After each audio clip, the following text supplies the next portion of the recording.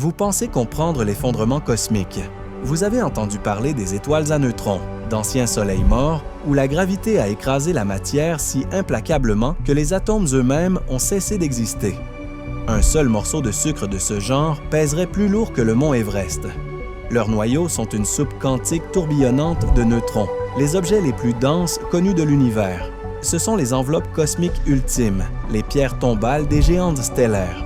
Mais et si la gravité n'était toujours pas satisfaite? Et s'il existait un endroit au-delà même de cette densité inimaginable?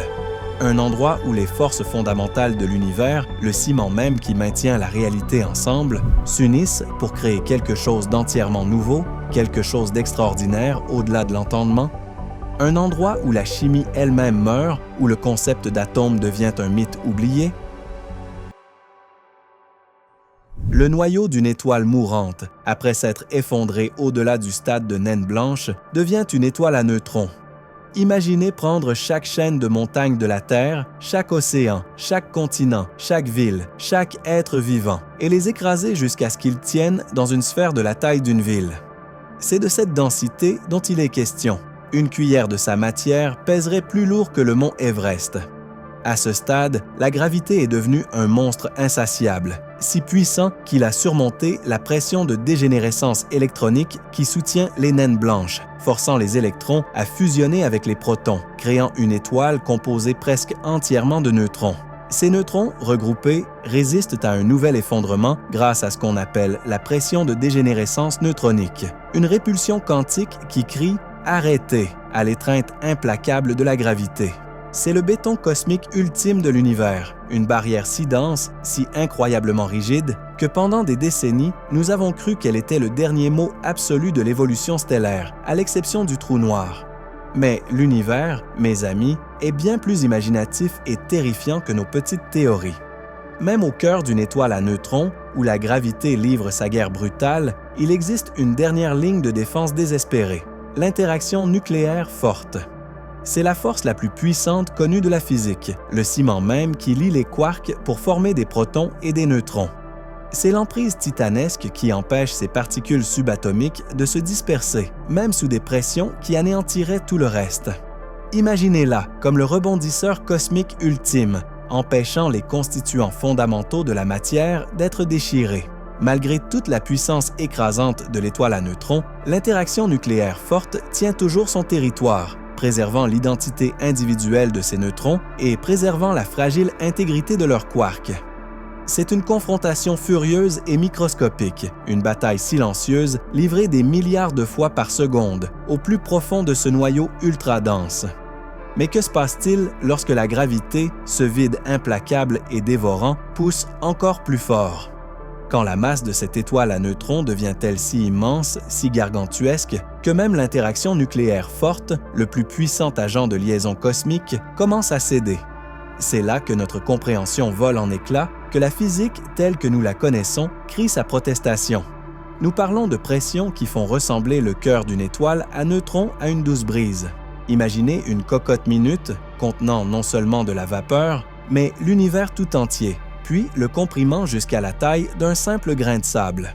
C'est le seuil théorique, le point de rupture où l'interaction forte, malgré son immense puissance, est finalement submergée. C'est comme essayer de contenir un tsunami d'une seule main. Les quarks, ces éléments constitutifs fondamentaux, ne peuvent plus conserver leur identité distincte au sein des neutrons. Ils sont comprimés, déformés, puis finalement libérés de leur confinement, formant une soupe chaotique et dégénérée. Il ne s'agit pas d'une simple augmentation de densité, il s'agit d'une transition de phase cosmique, d'un changement fondamental dans la nature même de la réalité. Il ne s'agit pas seulement d'une forme plus dense de matière, c'est un état totalement étranger où les règles du monde subatomique sont fondamentalement réécrites. Imaginez l'eau se transformant en glace, mais au lieu de glace, elle se transforme en une matière défiant toutes les propriétés connues, une substance si étrange qu'elle existe à peine dans le domaine de nos mathématiques. L'interaction forte, celle qui définit l'existence même des protons et des neutrons, n'est plus l'acteur dominant. Son emprise de fer finit par céder. Sous cette pression inimaginable, l'univers franchit une barrière invisible, un horizon des événements cosmiques, non seulement pour la lumière, mais pour les forces fondamentales elles-mêmes. Ce qui émerge au-delà de ce seuil n'est pas seulement une étoile plus dense, mais un monstre théorique, une véritable anomalie, où le concept même de particules subatomiques distinctes, tel que nous le comprenons, commence à s'effilocher. C'est le premier aperçu terrifiant du cœur d'une étoile électrofaible, un lieu où la matière elle-même est mise à nu, exposée à des forces si extrêmes qu'elles font écho aux premières nanosecondes du Big Bang. C'est une étoile qui vit aux confins de l'impossible, une énigme cosmique qui nous force à remettre en question tout ce que nous pensions savoir sur les limites ultimes de l'univers. Vous souvenez-vous de cette frontière terrifiante que nous venons de franchir? Celle où l'interaction nucléaire forte, le ciment même des protons et des neutrons, a finalement cédé sous l'emprise monstrueuse de la gravité?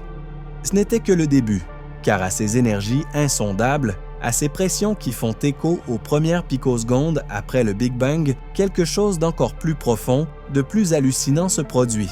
Deux des forces fondamentales de l'univers, des forces qui ont toujours semblé distinctes, séparées, presque comme des sœurs cosmiques aux personnalités totalement différentes, fusionnent soudainement. Elles ne font plus qu'une. Pensez à la force électromagnétique. C'est la force que vous connaissez, celle qui régit la lumière, l'électricité, le magnétisme. C'est la main invisible qui rapproche les charges opposées et éloigne les charges semblables. Fondamentalement, c'est la force qui lie les électrons aux noyaux atomiques, créant les atomes qui forment tout ce que vous voyez, tout ce que vous touchez, tout ce que vous êtes. C'est l'architecte de la chimie, la raison pour laquelle le carbone peut se lier à l'hydrogène, l'eau existe, et la raison pour laquelle la vie peut même envisager sa propre existence. Elle définit la structure même de la matière, lui donnant forme et consistance. Et puis, il y a la force nucléaire faible. Celle-ci est un peu plus insaisissable, un peu plus trompeuse cosmique. Elle est responsable de la désintégration radioactive, de la façon dont un neutron peut se transformer en proton, crachant un électron et un antineutrino. C'est la force qui modifie l'identité des particules, permettant à un type de quark de se transmuter en un autre. C'est subtil, c'est fugace, mais c'est absolument essentiel à des processus comme la fusion nucléaire qui alimente notre Soleil, permettant à la lumière et à la chaleur d'inonder notre système solaire. Normalement, ces deux forces dansent sur des rythmes cosmiques différents.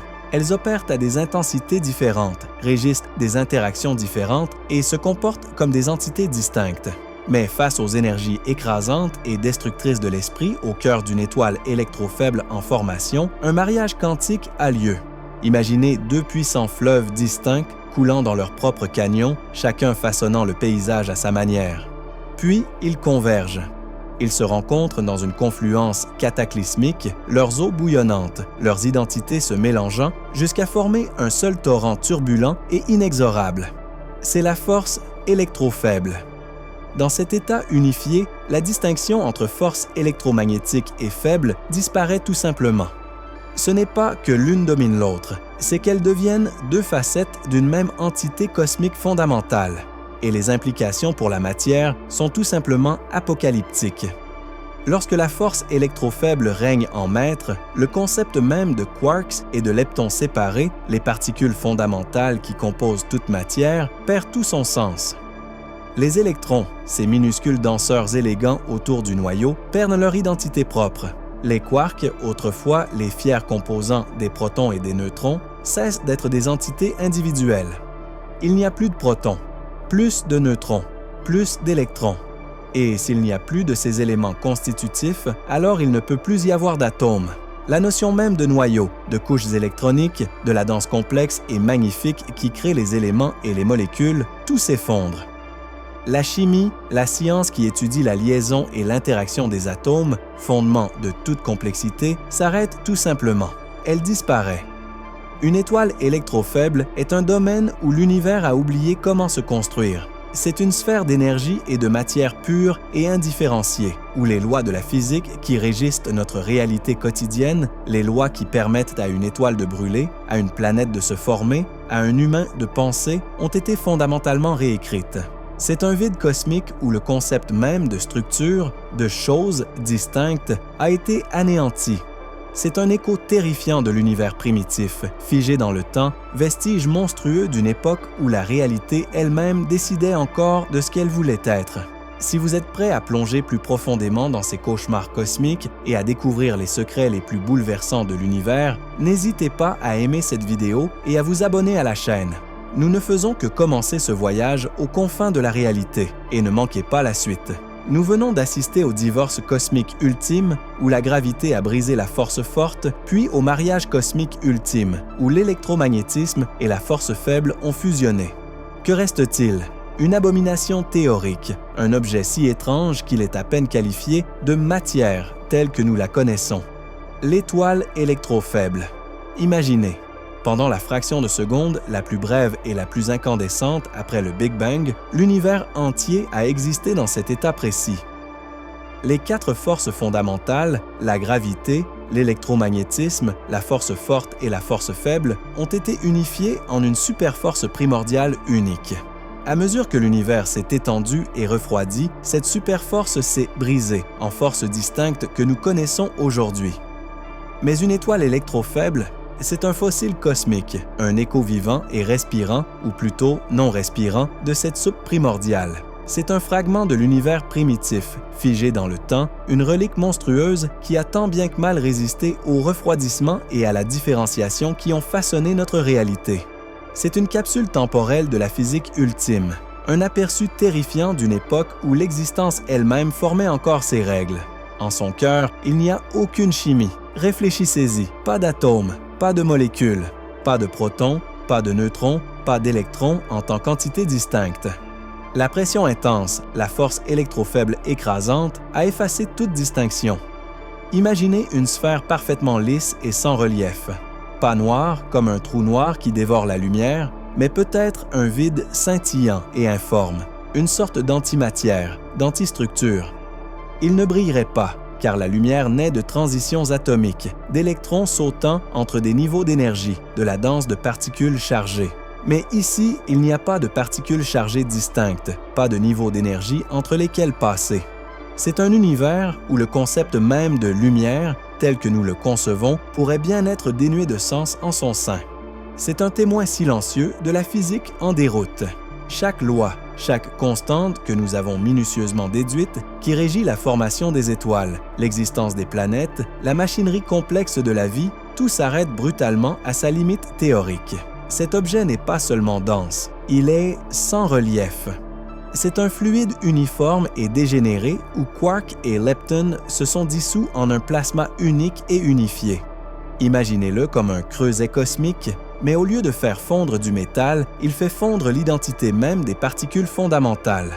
Toute complexité, toute structure, tout potentiel au-delà de l'existence brute et indifférenciée en est totalement anéanti. Et voici le plus terrifiant, sa stabilité. Une fois formées, ces anomalies cosmiques ne sont pas fugaces, contrairement à certaines particules exotiques qui apparaissent et disparaissent par intermittence. Une étoile électrofaible, si elle se forme, serait incroyablement, terriblement stable.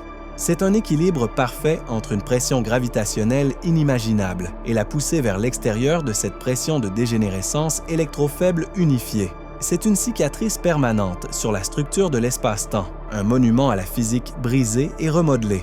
Elle persisterait, inchangée, plus longtemps que l'âge de l'univers lui-même, témoignage silencieux et sans relief d'une réalité où nos hypothèses les plus fondamentales sur la matière et l'énergie ne s'appliquent tout simplement pas. C'est une étoile qui n'en est pas une forme de matière qui n'en est pas, une entité cosmique qui nous force à remettre en question la définition même de l'existence. C'est une sphère où la physique est devenue folle, où l'univers a oublié comment être complexe, comment construire quoi que ce soit de plus complexe qu'une masse indifférenciée et sans relief. C'est un écho obsédant des premiers instants de la création, figé à jamais dans un état d'équilibre impossible, un véritable paradoxe cosmique qui murmure des secrets depuis la nuit des temps.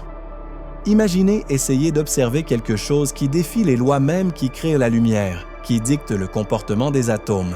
Comment saurions-nous seulement qu'il est là? Son attraction gravitationnelle, certes, mais au-delà. Un abîme parfait, silencieux et sans relief. Une horreur cosmique, belle dans sa simplicité pure et terrifiante, qui perdurera peut-être jusqu'à la toute dernière lueur de l'univers. C'est une étoile sans éclat, un fantôme dans la machine cosmique, un monument silencieux et éternel à la mort de la chimie. Nous avons donc ce monstre théorique, l'étoile électrofaible, une relique de la nuit des temps, un lieu où la chimie est morte, où les forces fondamentales fusionnent.